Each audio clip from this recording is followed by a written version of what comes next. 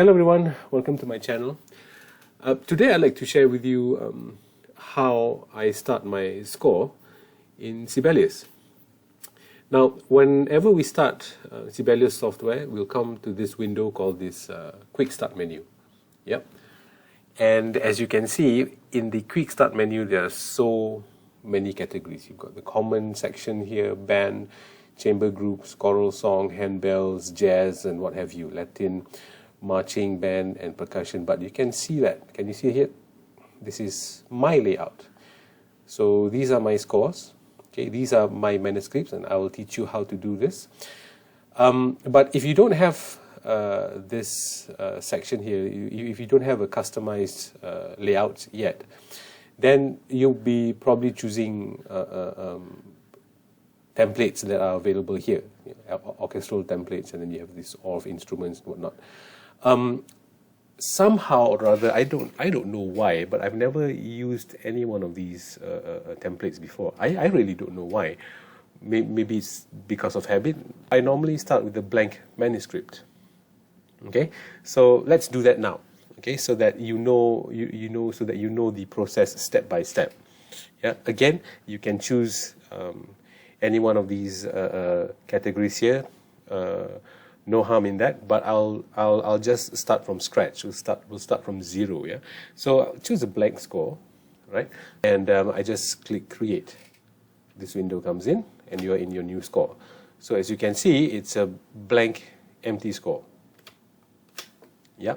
So if you, I'm using Windows, so Control and then scroll button, you zoom in and out, and Control Shift with your scroll button, then you move the score left and right. Right, so zoom it out. For you to choose instruments, again, you press I, then we have add instruments. Now, today I'm going to focus on the rhythm section instruments. So we're going to put the drums in, the piano, the bass, and a guitar. Okay, so these are the four most basic rhythm section instruments available in any band. Yeah, so let's do that. So simply, I just put here piano. Okay, add to score. And then electric bass. Oops. So electric bass notation, add to score, right? Drums. Oh, it's only drum set rock. Okay, again, I'm using, I just newly installed Sibelius Ultimate via subscription. So normally there'll be a few drum set selections here, but there's only rock here, I don't know why. Never mind. Right, so what do we have here? We have piano, electric bass, okay, and then one electric guitar. Electric guitar. Here we go, notation. Okay, now staves in score. This is how the score is arranged, but you can always rearrange this the arrangement of instruments here. So what I normally do, and this is a practice that I've followed from day one, from the first day I started learning from Sibelius 3. That was a long time ago. So piano, I move it up there. Okay, underneath the piano is always the electric bass. Okay, and I'll tell you why. Under the electric bass is always the drum set. Okay.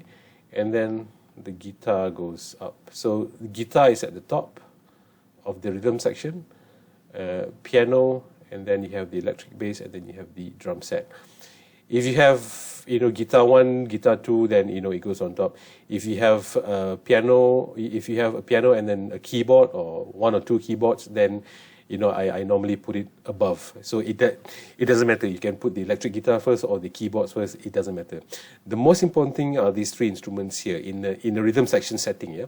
So you have piano A, piano B, okay, and then electric bass and drum set. And once you're done, just press OK. Then this comes up. After that, I'll add bars. Okay. So highlight. You just click in the bar. Okay, and then right click on top. Then you have bar. You go to other, right?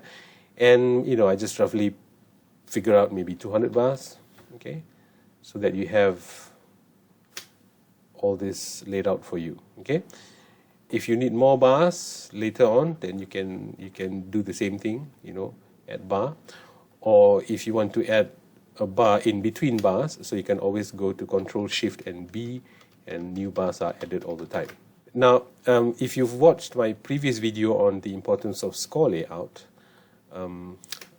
I told you that in a small setup like this, I would normally use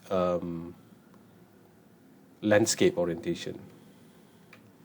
Yeah, so that for the purposes of saving space. Saving space in the sense that if you use portrait, then you get fewer bars in a page.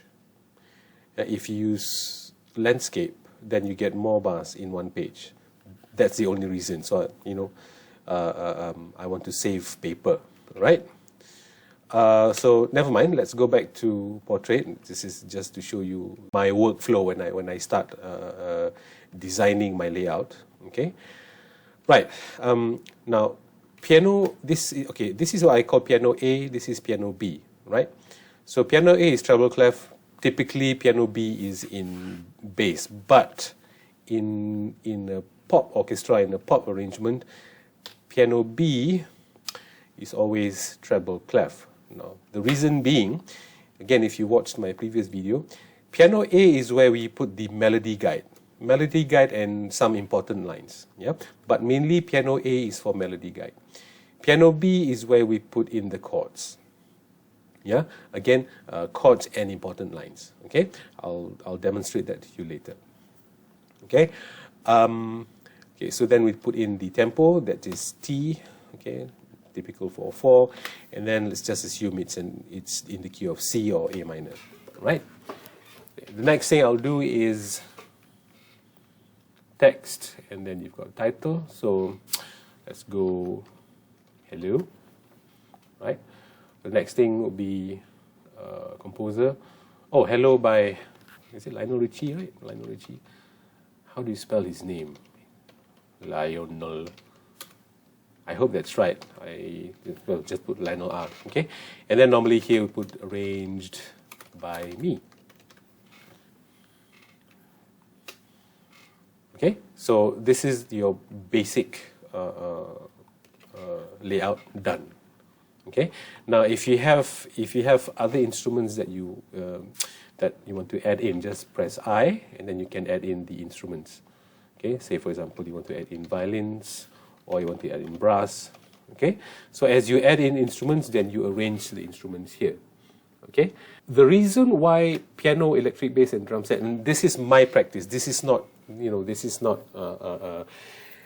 These are not rules. It is not law. If you don't follow it, then you're wrong. No. This is very much personal preference for me. My reason being, okay, the piano. You have the chords at piano B, right? So when you have the chords at piano B, then you have the bass. Okay, then you can refer to the root motion at the bass. So you can see the chords, and then you can refer to the bass line immediately underneath. And then the drum set underneath the bass, then you can see what's happening rhythmically. Yeah, so that's why this trio of instruments, piano, electric bass, and drum set, is always together. I always, if you see many of my scores, or all my scores which involves rhythm section, then the arrangement of piano, electric bass, and drum set is always like this. Okay. On top of this, so if you have guitar 2, for example, electric guitar, okay, and then you have keyboards, for example.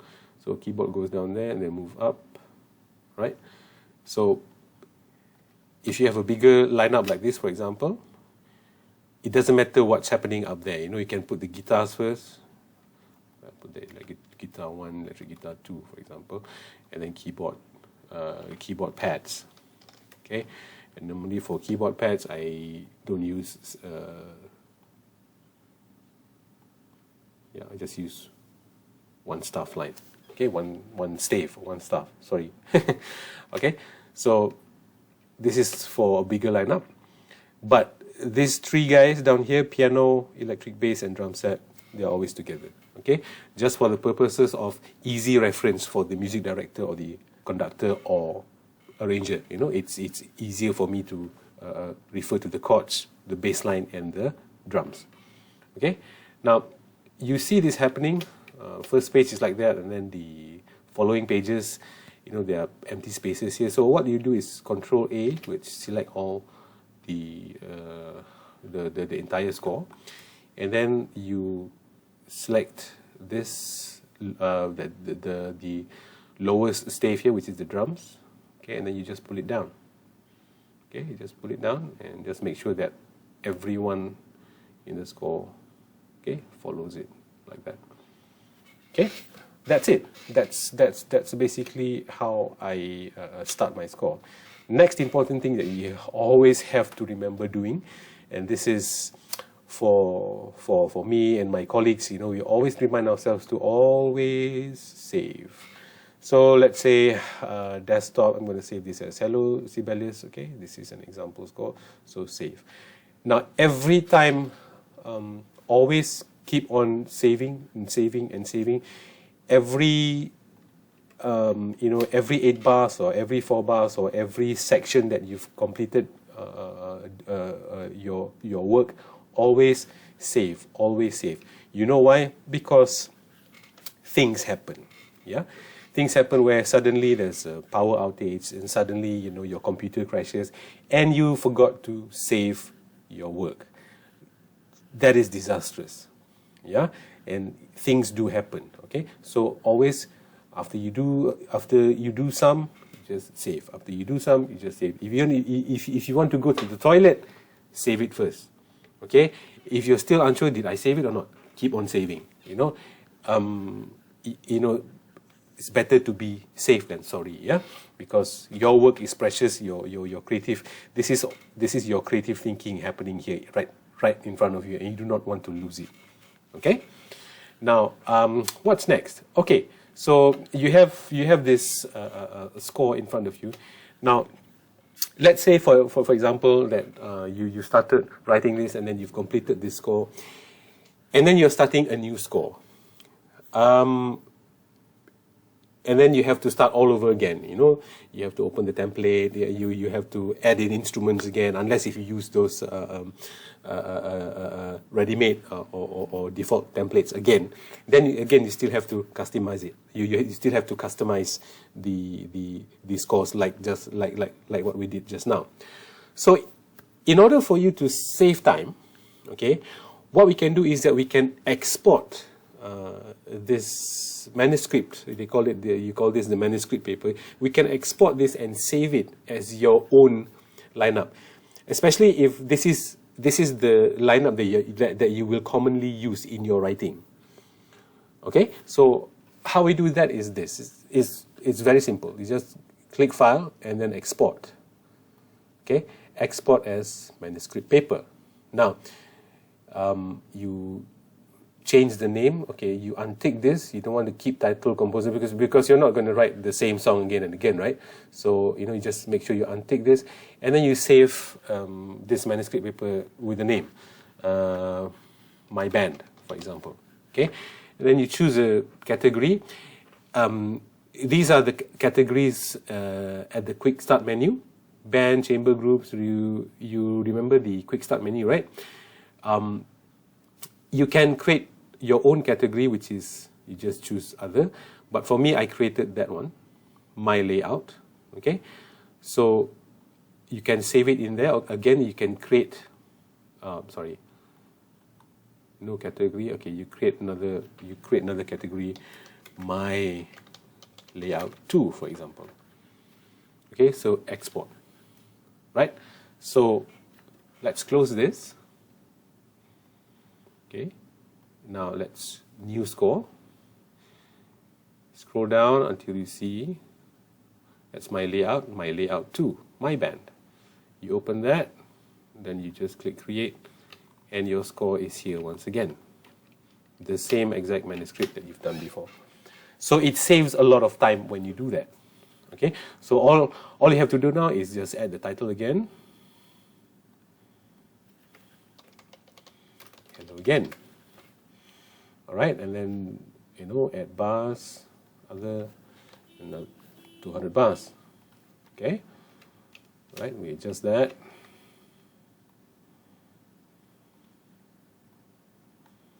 right? Make sure everyone is okay. And then put in composer. L. Ritchie, R-I-T-C-T-C-H-I-E with a question mark, okay? And then arranged by me. Okay, again, save as. Okay, hello again. Right, desktop. Right. So again, so you save time. Okay, so this is how I prepare my score.